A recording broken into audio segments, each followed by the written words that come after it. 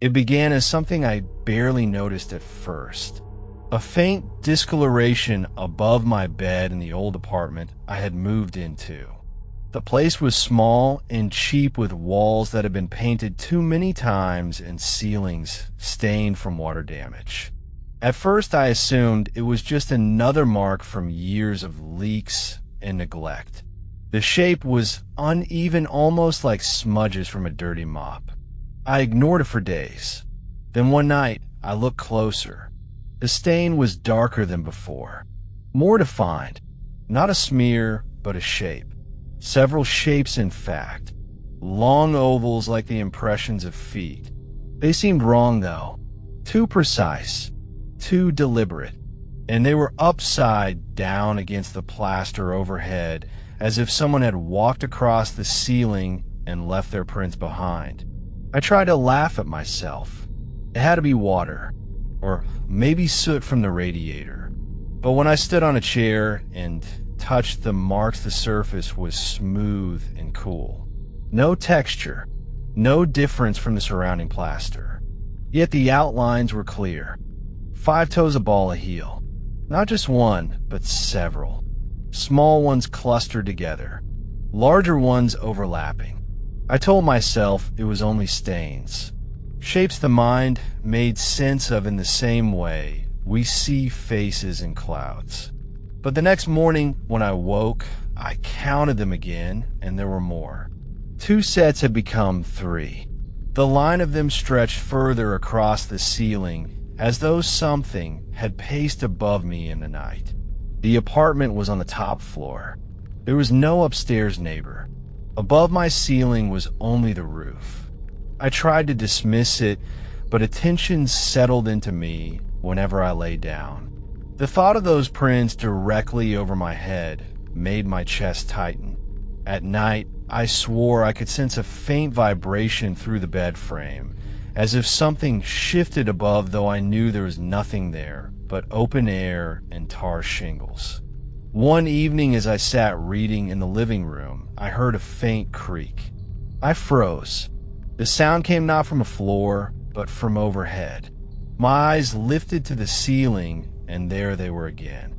New prints forming slowly, one after another. The plaster did not bend or crack.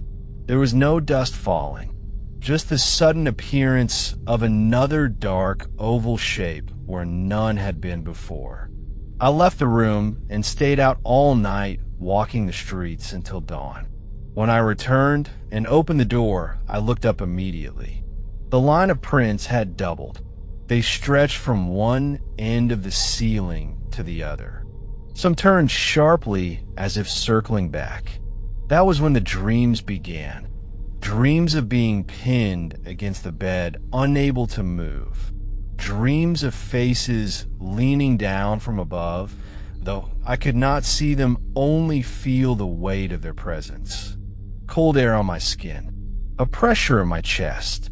I woke each time gasping, my neck stiff from the angle I had been forced into. My blankets twisted tight around my limbs, as though I had struggled against them in my sleep. The landlord dismissed my concerns when I mentioned the stains. He waved it off as moisture and offered to paint over them if they bothered me. I wanted to agree, but a strange fear rooted me. Some part of me believed if they were covered, it would not stop them. It would only make them angrier. Instead, I started documenting them myself. Each morning, I counted the shapes. Each night, I tried to stay awake to watch for them, but they never appeared when I was conscious. Only in the hours I drifted. When I woke, there were always more. I thought of moving, but I could not afford it. I thought of inviting someone to stay over, but the shame of it silenced me. How could I explain footprints on the ceiling without sounding insane? So I endured it alone.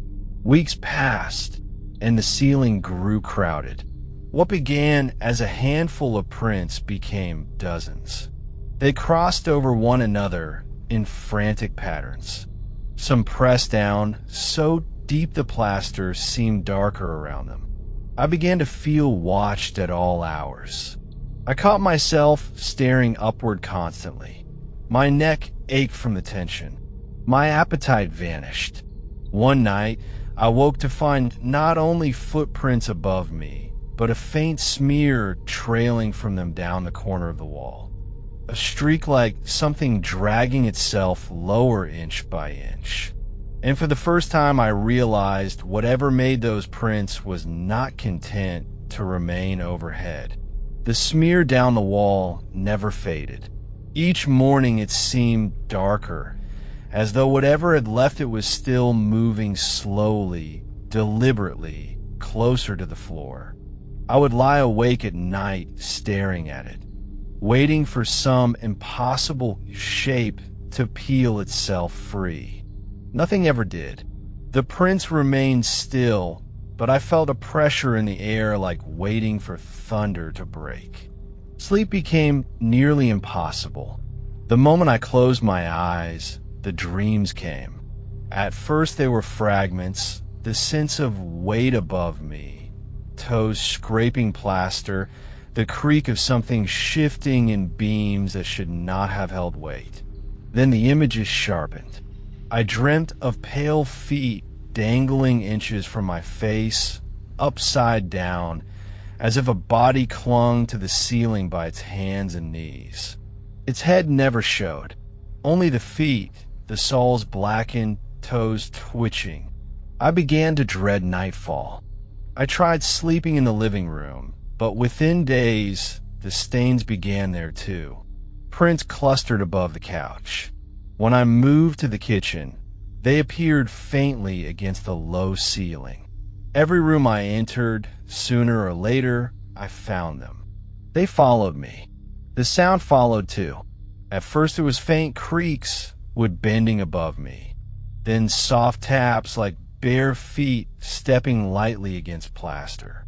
I held my breath when it happened, convinced the sound would stop if I didn't move. It never did. Sometimes it grew louder, closer, until I swore I felt the vibration ripple down through the air and into my skin. I started leaving the apartment at night just to breathe without that weight pressing down. But when I returned in the mornings, things were always worse. One day, I opened the door and froze. Dust had sifted down from the ceiling onto the floor. I looked up and saw not just prints, but handprints.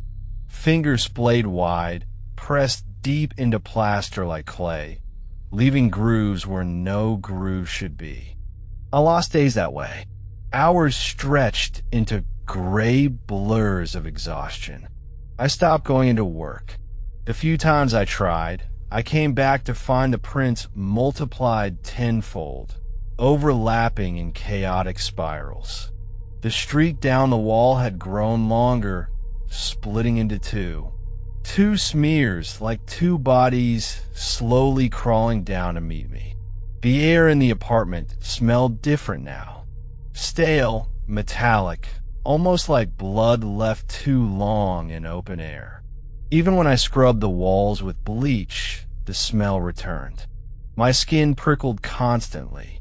I felt watched not from one direction, but from all of them at once. The worst came when I finally tried to leave for good. I packed what little I had and went for the door. My hand touched the knob, and that's when I heard it for the first time. Not a creak, not a tap, a whisper, right above me. My name, drawn out slow and thin like air leaking through a crack. I dropped the bags. I didn't remember doing it. My knees buckled. I must have stood there for 10 minutes, frozen, staring at the ceiling, waiting for it to come again. It didn't. But when I finally dared to look up, I saw a fresh print appear in real time. 5 toes, a heel, pressed down from nothing, and then another beside it, a second set. That night, I didn't leave. I couldn't. My body wouldn't let me. I lay awake in bed, trembling, staring at the black shapes above until the sun rose and the light revealed dozens of new ones that hadn't been there before. They weren't pacing anymore. They were all facing the bed, facing me. The whisper returned, and it learned to shape itself around my name until the syllables became a ritual I could not ignore. It did not call me out loud, but it occupied the space above my breath until my chest answered without intention. I got up at odd hours and found myself speaking into the ceiling as if the sound could anchor me back to reason. Speaking did nothing. The ceiling only received my words and pressed them back into the plaster like wet clay. After the whisper came movement that could no longer be dismissed as settling timber or a stray animal on the roof. The prints above me began to shift orientation, as if whatever made them had changed tack. It was not pacing anymore. It was arranging itself. The smears down the wall advanced another inch each night, as though inching toward the floor with the patience of a tide. The handprints multiplied into pairs, and then into patterns like a child tracing steps in flour. Only these prints were heavy and deliberate. One morning, I woke to find a patch of ceiling directly above the head of the bed that looked different. It sagged minutely, as if a weight had been pressed from the other side. The paint there seemed glossier, and the plaster softer to the touch, as though it had been worked by fingers. The smell grew stronger in that spot, a wet iron tang that set my teeth on edge. I pressed my palm to it, and the plaster gave a fraction of a millimeter under my skin, like the shell of an egg. I withdrew my hand as if burned. I took pictures as proof, and because it felt like the only sensible thing to do, I told myself I would show them to someone, a friend, a doctor, anyone. But when I scrolled the images on my phone, the patch appeared ordinary and the photographs flat and matte, as if the camera could not see what my eyes did. The prints were faint smudges and pixels, not the deep impressions I witnessed in the flesh of the ceiling. This only increased the isolation. The world would not hold what I was living through. As the prints descended, the dreams altered. They stopped being about feet and became scenes, framed from below, as though I were the spectator of acts happening overhead. There were visions of bodies with limbs terminating in feet that pressed and flexed, and sometimes dripped something dark that left thin rivulets down the plaster. My hands woke sticky and cold, though I had not been touching anything. I began to find small crumbs of whatever that substance was on my bedding, and in the corners of the room I could not identify its odor beyond a metallic thread that circled. Neighbors started to behave strangely in ways that suggested they were seeing their own ceilings now, or something like them. They became guarded and furtive in the hallway, clutching at their phones with a kind of terror I had never seen before. One of them, a woman with a small dog who once nodded politely at me, stopped on the landing one evening and asked me with a voice raw and flat whether I had noticed anything on my ceiling too. She did not wait for an answer. She walked past me as if fleeing and left her hands white with tremor on the rail. I tried to document the progression in the only ways available to me. I measured the distance from the highest print to the top of the bed and recorded the change every morning. With a ruler, I logged the times I woke the number of prints appearing in each room and the pattern they formed. If plotted, they would have looked like a map of pressure building. I taped string along the walls to mark the smear's current reach, as if by mapping I might stop it by naming it.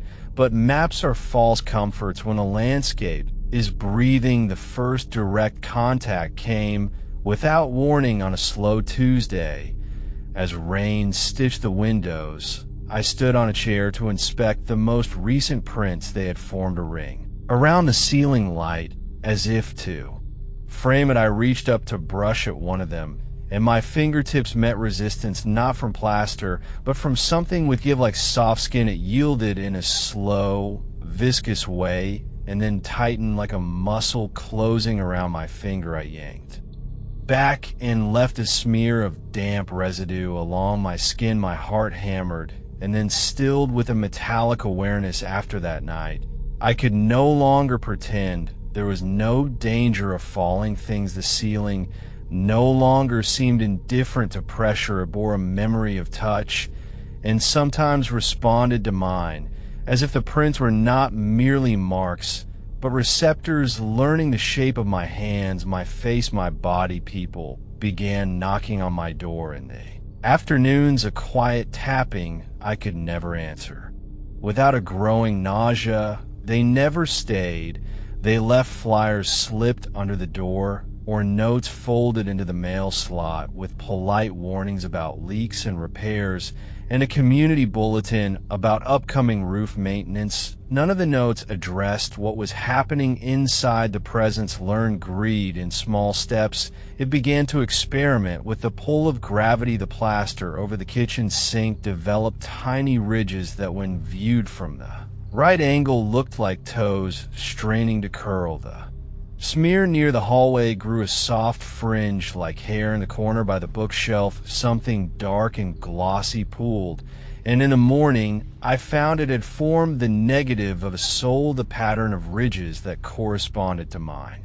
As if someone had stepped in me and then pressed the print into the wall. My relationships collapsed under the strain of it. All the small rituals that form a life became impossible. My sister stopped answering her texts. After I sent her pictures, that silence broke something inside me more than any of the physical intrusions. The landlord stopped returning calls. When I did speak to him, his voice had a brittle irritation, and he suggested I keep a lid on it to avoid upsetting other tenants. He never came up to see for himself. The prints changed. When I slept in different rooms, they clustered above the living room lamp. When I tried to watch television, all of them faced the couch. They circled the dining table tonight.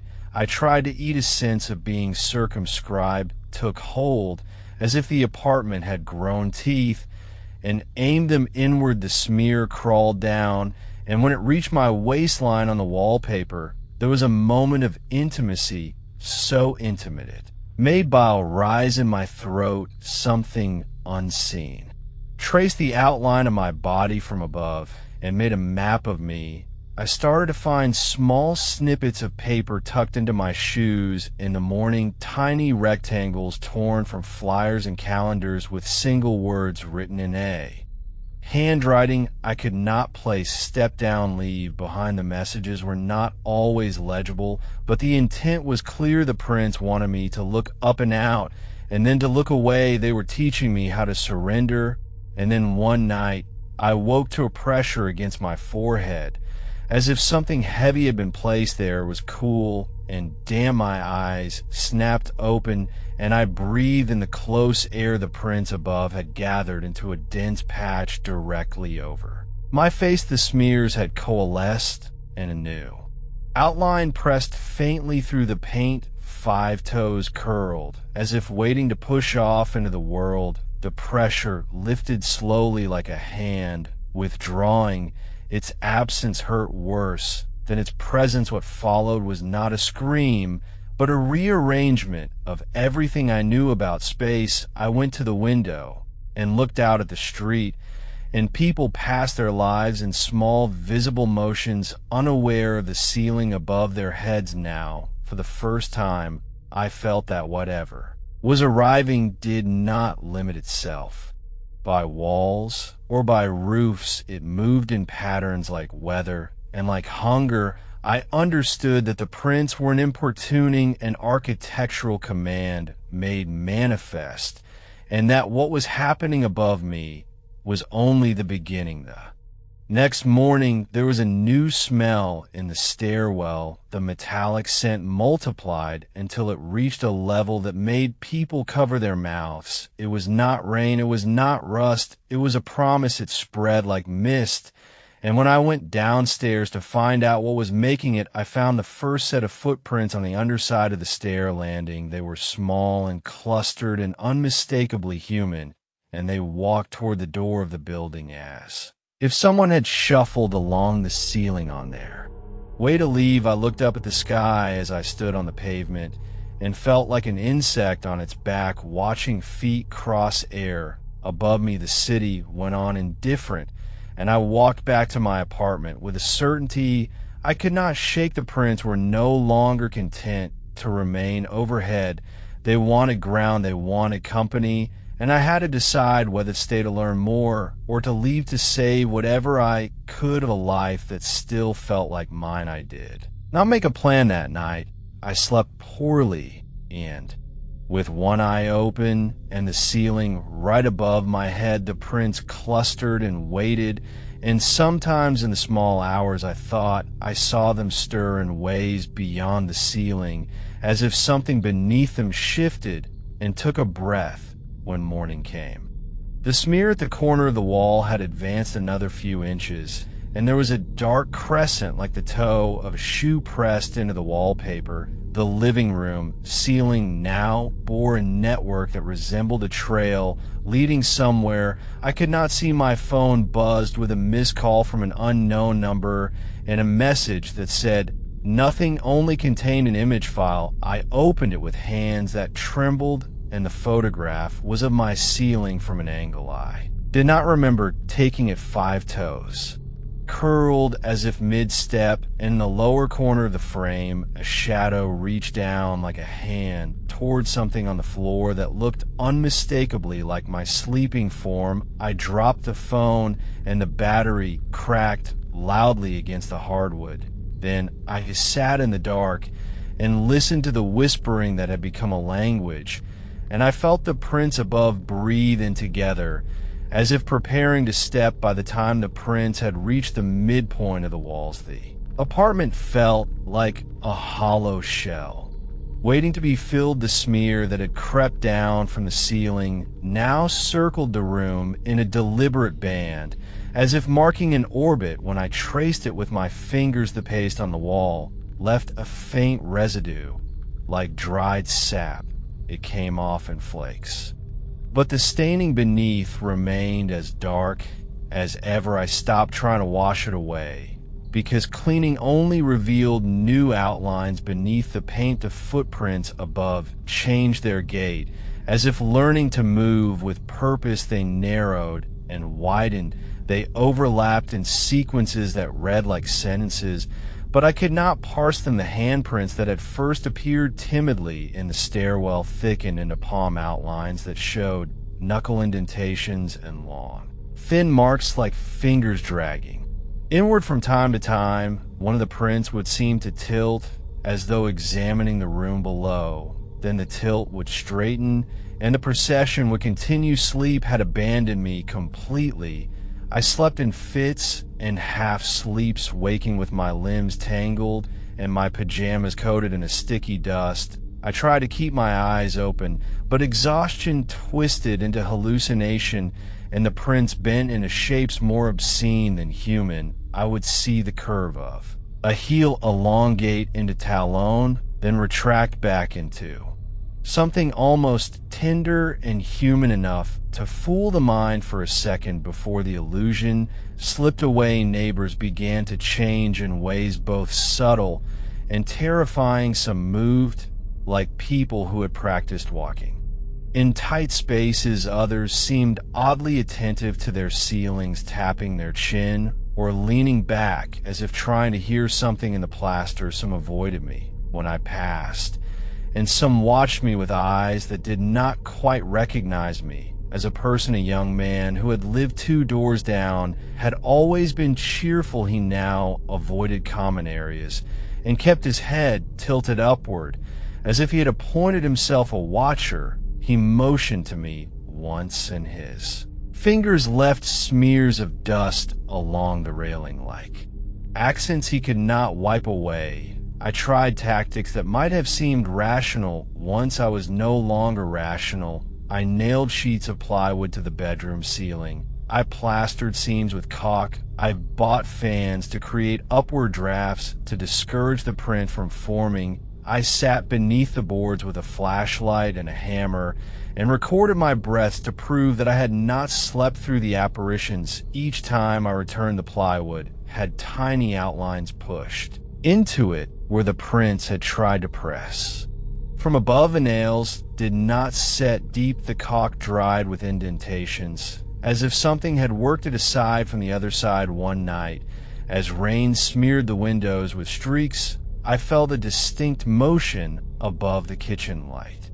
As if something had paused, I stood on a chair and reached up my fingers, brushed a patch of plaster that felt like warmed wax. It moved away from my touch with a slow internal resistance, like a muscle that did not belong to me. I jerked my hand back and left a palm print on my own skin that matched the print on the ceiling in its depth and shape. The realization was immediate and sickening. The ceiling was learning to touch me from above, and I was learning how it felt to be marked. The apartment building had a history that would not tell me in the leasing office, and the archives at the library offered only partial things. I read between lines of old notices about roof repairs and tenant complaints about noises at night. There was one line in an article clipped and filed in line about a family that had once taken in lodgers who worked in an occupation that required them to be upside down for long stretches of time. They were circus workers, acrobats, or perhaps priests of some old practice. The clipping did not say the house had been remodeled, and the record ended with a terse condemnation of the structure and a note that the space above had been sealed. Many buildings in the city had stories like this plastered into their bones, but this one felt different. It was like a vein in the wall that had been reopened after that discovery. I stopped being surprised by the ways the world folded back onto itself. The prints ceased merely to mark and began to mimic. They started to map my daily routes on the ceiling above the stove. They formed a curved path that mirrored the way I reached for spices above the bathroom mirror. A row collected like spectators to my morning face. They staged themselves above the doorways as if rehearsing exits. I would leave the room to find a new arrangement had been rehearsed in my absence, always orienting toward the place I was heading next. I tried to document it all, and the camera lied. Each photograph flattened the prints into flat spots, as if the lens could not capture agency. Only video sometimes caught something different, a faint rippling, a suggestion that the patch of plaster had moved during the clip. On the screen it looked like heat over asphalt, a wavering like breath on rare frames. When I paused the footage, I thought I saw a heel lift and then settle back down like a foot deciding which way to go. The smear of the hallway corner had now reached waist height along the wallpaper, and when I dared to peel back a corner of paper, I found a thin line of impressions pressed into the plaster beneath. They were shallow at first, then deeper as the markings continued. The edges of the plaster around each print were slightly raised like a scab, healing badly. My skin crawled as I ran my thumb across one and felt a faint warmth. I snapped the paper back and wept at the ridiculousness of my own instinct to protect the wall. One afternoon, the building filled with voices that sounded normal at first, then bled into an odd cadence, as if everyone had learned to sing the same line at different pitches. I looked down the stairwell and saw a slow procession of people walking with their faces turned toward the undersides of the landings. As if reading something invisible, they moved with determined steps like commuters obeying a train schedule. I called out to one, and she blinked at me, as if annoyed that I had interrupted a ritual. She told me she had to go to work, and smiled in a way that did not reach her eyes. The prints had started stepping off the ceiling and onto other surfaces. One morning, I found a series of small impressions on the underside of the communal stair tread that formed a path down to the street. The footprints appeared, as if someone had shuffled across the wood beneath between the flights and left their marks. In order, they seemed to walk away from the building as if someone had chosen to leave from the ceiling instead of the door. The city had small stories of children who dreamed of walking on the sky, but this was different. It was a pressing insistence, real and intimate and improbable. I began to notice changes in my own body. The hair on my arms lay flat, as if slicked down. My skin developed fine pale lines. Across the forearms, like the ridges of soles, I started to find tiny fragments of plaster in my hair. In the morning, as if I had been near the ceiling while I slept, I found one night a faint smudge on the arch of my foot that matched the print above the bathtub. It was impossible, and there it was, and the thought of how it might have gotten there filled me with a rage so hot I stopped breathing. For a moment, panic arrived. Practical and slow, I tried to leave. Once again, with a bag packed and a taxi called, I stood at the door, and the smear at shoulder height had formed an arc that pointed at the jam, as if indicating my exit. The prints above me had rotated and now faced the doorway in a single line, like soldiers waiting for a gate to open. As I stepped across the threshold, a coldness brushed the back of my neck, and a pressure pressed into the soles of my feet like a descending thumb. I turned, and the ceiling seemed to draw a breath. I did not get to the lobby. The neighbor from 2 doors down stood in the hall with a blank expression, and his shoes were on the wrong feet. They were attached to his hands. He was walking with his palms down, touching the floor, as if the floor were a ceiling and his soles had no place to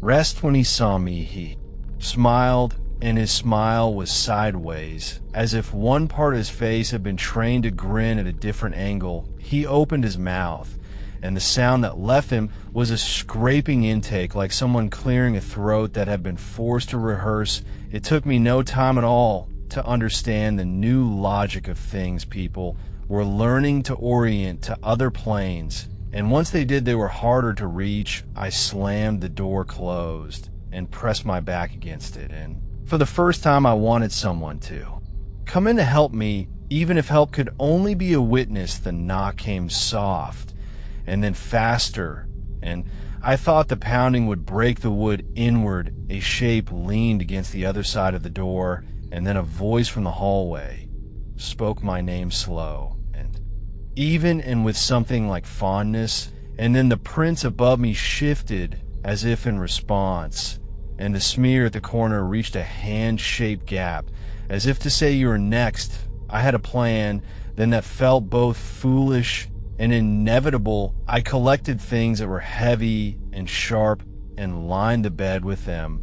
I broke mirrors to scatter angles across the floor. I smeared paint across the door frame. To mark the exact point of crossing, I wrote on scraps of paper the words that felt like warnings, and shoved them into my pockets. I thought of driving to the beach, of burning things, of finding a high place where the prints could not reach me. But the prints had already left me marks. They had walked my path and mapped a better way to follow. When night came, the ring of prints above the bed aligned themselves in a tight circle, and the smear on the wall glistened, as if moist. The ceiling pressed down with the memory of a weight, and the air around me thickened with expectation. The final sequence was forming, like a staircase of ovals leading from the center of the room toward the door. All of it pointed out and down toward the place I had to cross if I wanted to survive. I lay under my covers, listening to the small sounds that had become the apartment as breath, and I waited for the moment to begin. The prints above synchronized their tilt, and then one by one they lifted as if stepping down through unseen air, and I heard the faintest scrape as of nails along plaster. The motion was patient and precise, and it sounded like the closing of a book. When the first print lifted off the ceiling and crossed the gap toward the door, I felt my whole body respond. It was not fear only, but an ache, like a limb that knew it had been removed. I could not tell whether I wanted to open the door and face it or to stay and let the ceiling claim me, as it had claimed so many small things in the building. The choice would be made in the next hours, and either path felt like a covenant. The footprints continued to descend, and the smear crept at my shoulder as if to steady them, and the voices in the hall began a soft chant. I held my breath and waited for the step that would decide everything in the apartment. Held its breath with me like a living thing, listening for its name to be called. The night stretched into a slow, suffocating eternity. I lay on the bed, surrounded by the chaos I had prepared in desperation. The broken mirrors, the scattered knives, the smeared paint across the doorframe. All of it meant to disrupt the logic of the ceiling, to make it hesitate. I counted each heartbeat as if the sound might anchor me to the world I once knew. The ceiling was quiet now, unnervingly silent, and that silence was louder than any creak, any whisper, any step.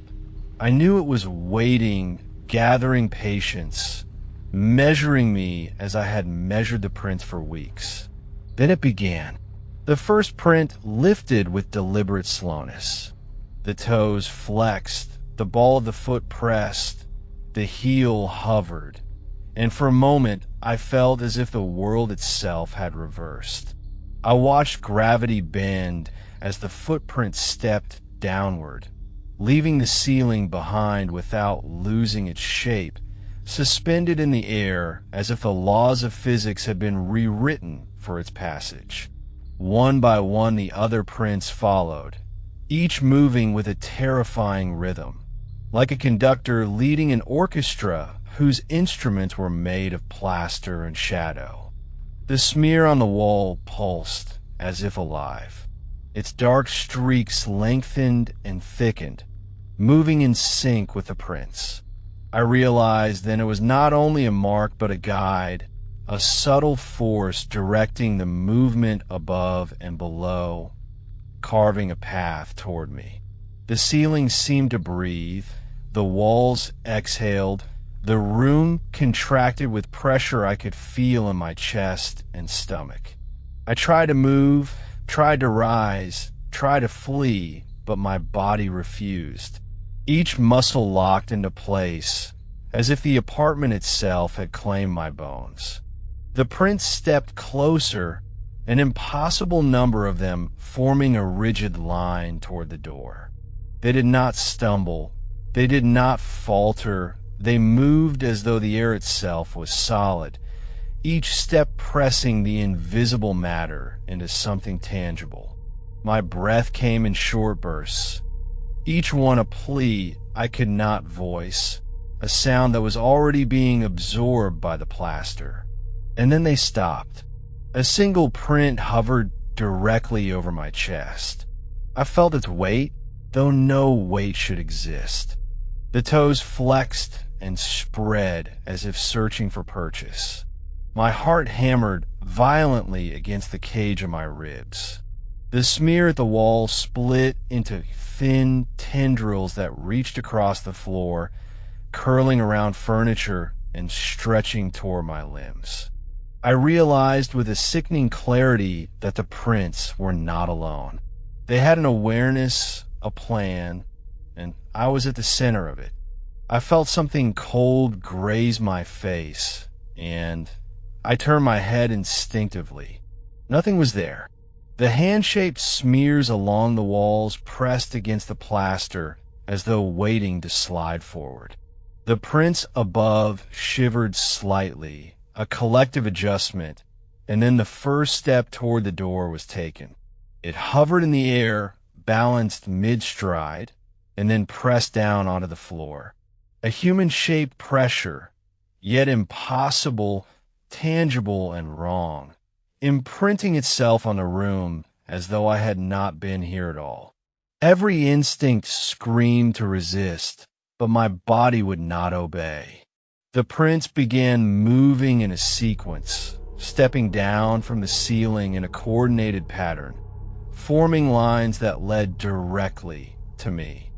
I could see them intersecting the smeared walls, crossing furniture, avoiding the knives and shards of glass I had prepared, as if the apartment itself conspired against me.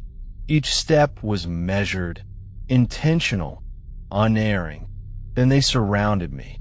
The room was dense with them, hovering, balanced impossibly, pressing down yet floating, the smear on the wall curling upward like hands trying to grasp. I could see the faint indentations of toes, heels, arches, the faint contours of soles, as if someone had walked across every surface and carved a memory into the plaster. My skin prickled as they closed in. I realized the prints did not just mimic movement. They had learned it. They had adapted. They were alive in some incomprehensible sense. The temperature shifted. A cold settled deep into my bones, sharper than any winter wind, and a vibration traveled through the floor, the walls, the ceiling. The prints seemed to pulse in rhythm with it, each step syncing with a hum that I felt in my chest and teeth and spine. I could no longer tell where my body ended and the room began. My arms lifted involuntarily, following some silent guidance, as if my muscles remembered being walked upon. Then a shadow detached from the ceiling. Not a full body, not a recognizable figure, only a massive form that suggested limbs and weight and intent. It moved across the ceiling with fluid grace, stepping along the prints as if the marks had summoned it.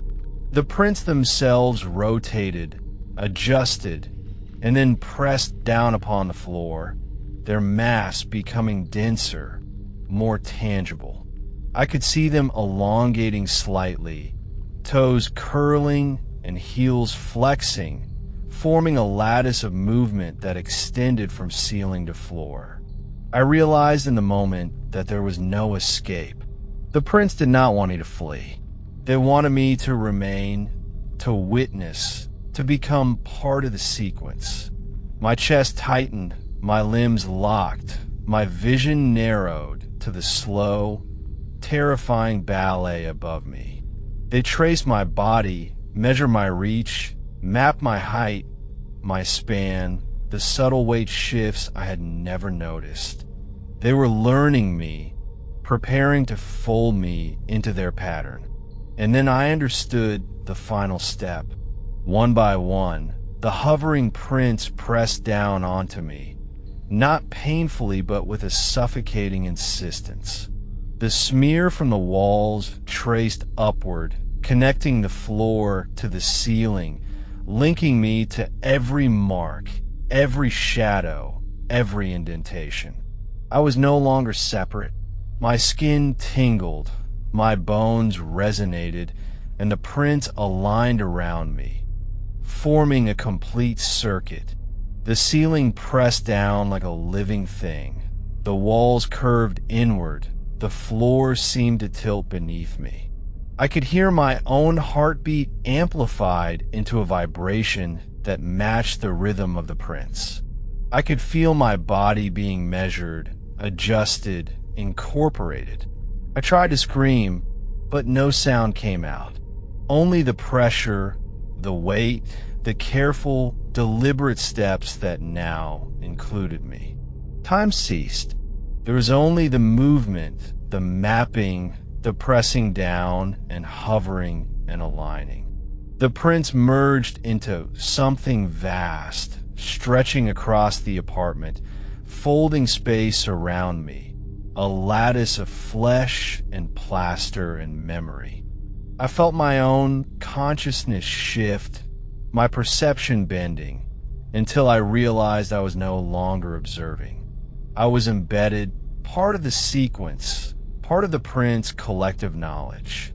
When dawn came, I woke on the floor. The room seemed normal at first glance. The prints were gone. The smears had faded. The plaster looked unremarkable. but I could feel them in my body, in my muscles, in the subtle sway of my balance. Every step I took, every weight I pressed, carried a memory of that night. The prints had not disappeared.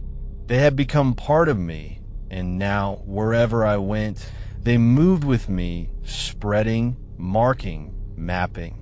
I cannot leave this apartment. I cannot warn anyone without bringing them into it. The prints will follow. The sequence will grow.